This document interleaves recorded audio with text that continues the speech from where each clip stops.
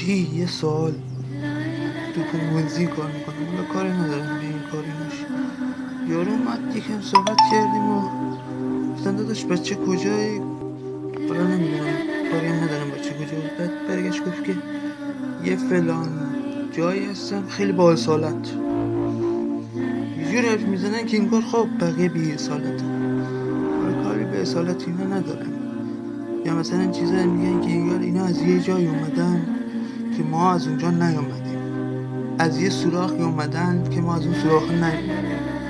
و ببخشید کاری به ایناشم ندارم، مهم انسان بودنه، مهم انسان بودنه. وگرنه درجه و نمیدونم اصالت اینا چیزی نیست ایزان. مثلا میگن ما نمیدونیم فلانیم برتریم اینا. بابا حاجی اینا چیه ناموسن؟ هممون انسانیم، انسان بودن مهمه، ناموسن